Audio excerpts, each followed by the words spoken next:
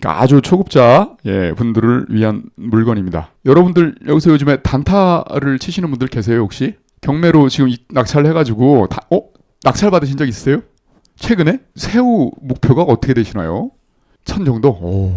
새우 1,000을 목표로 하시면 진짜 여차하면 그냥 마이너스 날 수도 있겠네요. 그렇죠. 상황이 변동돼가지고 갑자기 뭐 규제가 있다든가 그래가지고 갑자기 2-3천 떨어졌다 매매가가 이렇게 되면 그냥 마이너스지 않습니까? 그건 좀 불안하지 않을까 싶은 느낌인데, 자 이제 여러분들 초급자들을 위한 부분들인데 경매를 지금 아예 모르시는 분들 계세요 혹시? 여기서 권리 분석도 못하고 뭐 아무것도 모른다 그러신 분들은 안 계시죠?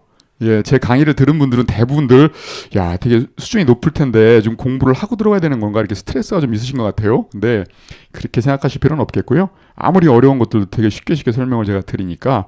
그런데 자 보십시오. 그러니까 이게 이제 저희가 이제 입찰을 좀 하는 그런 요번에 물건이긴 한데, 입찰을 했다가 뭐 당연히 낙찰은 받았을 텐데 갑자기 그 인감증명서가 인터넷에서도 출력되면 안 된다고, 안 되는 그런 인감증명서를 가져가가지고 입찰가는 다 산정이 돼 있고 협의가 됐지만 입찰을 못했습니다. 당연히 저희 때 입찰가를 썼으면 낙찰이 됐을 겁니다. 근데 그 뭐 낙찰 됐네만 이런 문제를 말씀드리고 싶은 것도 아니고, 이게 지금 보시면 3동짜리예요. 그러니까 그렇게 좋은 것도 아니고 이렇습니다.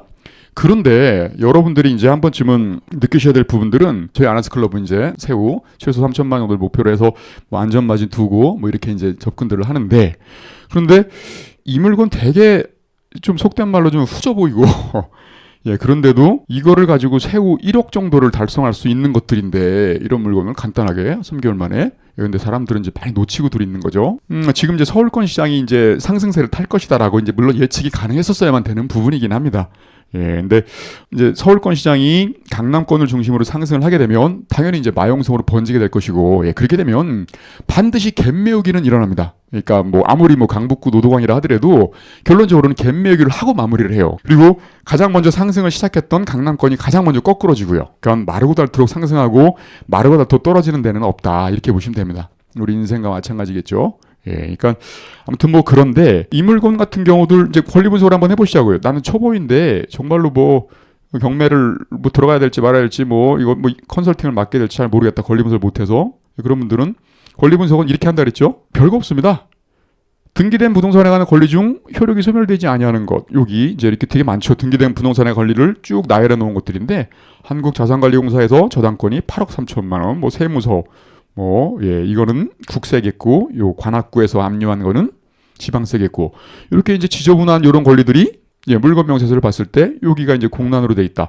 효력이 소멸되지 아니하는 것이 공란이다. 다 소멸된다는 거겠죠? 그러니까 무슨 권리 분석을 말소기준 권리 외워가지고 말소기준 권리보다 밑에 것들은 말소되고, 말소기준 권리는 말소기준 권리니까 말소되고, 위에 것들은 인수하고, 뭐 이런 식으로 굳이 외울 필요도 없고, 그죠? 이렇게 하는 거거든요. 또 하나 이제 가장 또 중요한 권리 분석의 축이 임차인의 권리 분석인데, 여기는 조사된 임차인의 없음 이렇게 돼 있으니까 소유자가 살고 있구나, 이렇게 보시면 되겠고요. 그러니까 뭐 권리 분석에 대한 위험 부담 이런 부분들 아무것도 없는 상태에서 이렇게 쉽게 접근을 할 수가 있는 거죠. 많은 분들이 이제 경매는 권리 분석이 어려워가지고 뭐 중급자 고급자들도 마찬가지고요.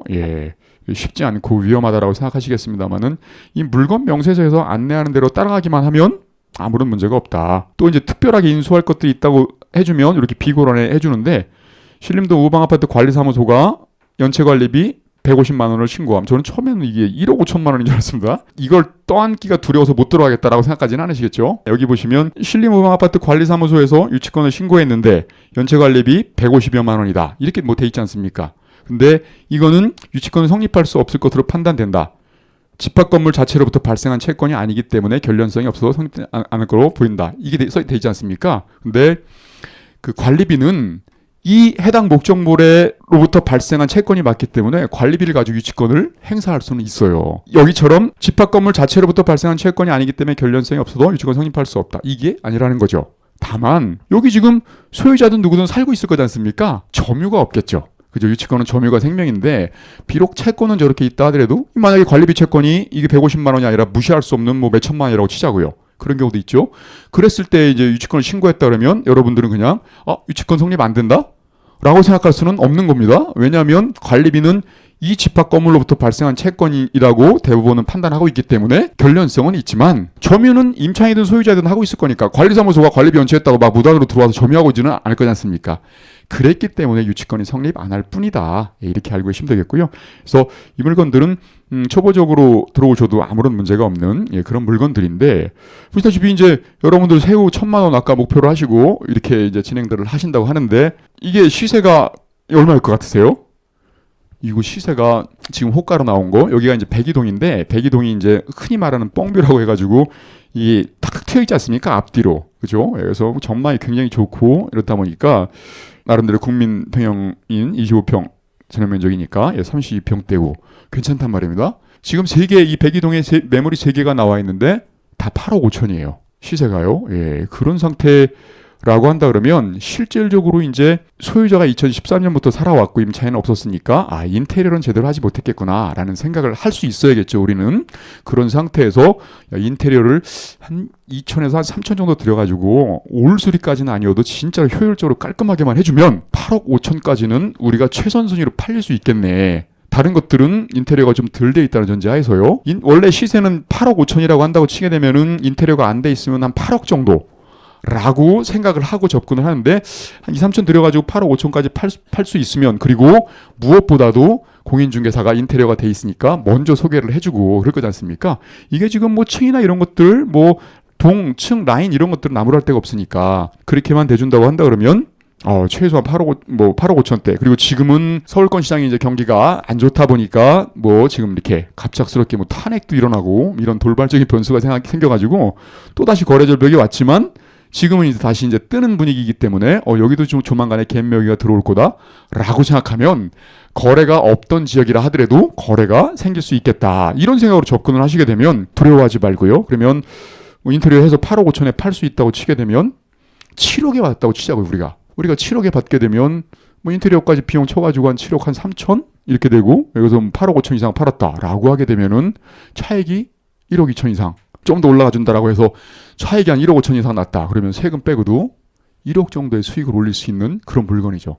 근데 어떻게 보면 대단지도 아니고 아무것도 아니지만 나름대로는 그런 식으로 생각해 보실 수 있어야 되는데, 저희는 이거를 입찰을 할 때에 최소한 7억에서 7억 천 정도, 이 정도는 이제 쓰겠다는 생각으로 준비를 했는데, 보세요. 이거 8억 5천의 시세고 그러면은 아무리 이거 감정가 대비 떨어졌다 하더라도, 그래서 5억 3,600까지 떨어졌다 하더라도 직전 최저가가 기준이 돼야 될 건 맞겠죠? 입찰가를 쓰실 때. 그렇죠?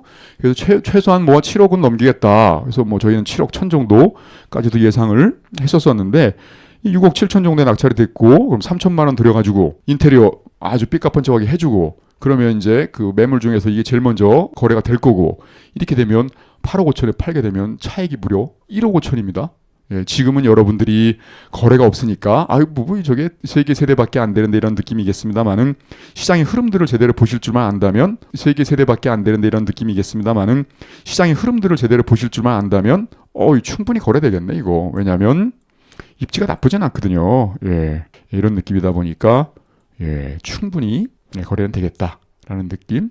그렇죠.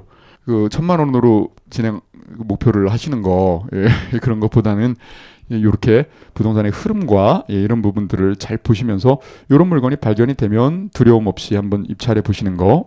그렇게 됐을 때는 최소한 뭐 세후 수익이 1억은 아니어도 7, 8천 이상은 벌어낼 수 있지 않을까라는 생각을 좀 해봅니다. 물론 이제 1,000만 원으로 들어가실 때에는 뭐 3억대 아파트 그 정도, 그죠? 금액이 크지는 않죠.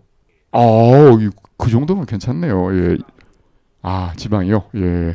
괜찮습니다. 지방도, 지금 뭐, 대전, 뭐, 세종 이런 데들은 완전히 지금 거래도 없고 죽어 있단 말입니다.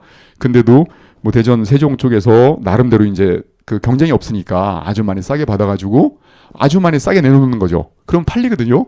그렇게 해가지고 세후 2, 3천 수익들 대전에서도 지금 내고 계신 분들이 있으시니까, 굳이 뭐 서울권에 국한할 필요는 없겠지만, 그래도 이제 마지막 상승 내리는 수도권에서, 있으니까, 꽤 큰 수익은 수도권에서 한번 노려보시자 이렇게 보시면 되겠고요. 아무튼 뭐 경매 초보분들도 이렇게 이제 뭐 권리 분석이나 이런 거 신경 쓰지 않고 부동산의 흐름과 물건의 가치, 그다음에 현장 분위기들을 꼼꼼히 조사할 수 있는 그런 능력만 드신다고 한다 그러면 충분히 뭐 새우 1,000, 2,000 이런 것들이 아니라 그리고 여러분들 지금 이렇게 했을 때 그럼 돈이 꽤 많이 들어가는 거 아니야? 66,800이면 막 이런 생각이 좀 드시겠습니다만은 대출 규제가 심하다고 합니다만은 대출 규제를 어떻게 보면 이제 좀 벗어나면서 이렇게 진행하는 거 그런 방법대로 하게 되면은 85%에서 90%까지 대출이 가능하거든요. 그러니까 실제로 그런 방법들을 활용하시게 된다고 하면 거의 큰 돈이 들어가지 않은 상태에서 단기적으로 꽤 큰 수익을 누릴 수 있겠다라고 생각해 보시면 되겠습니다.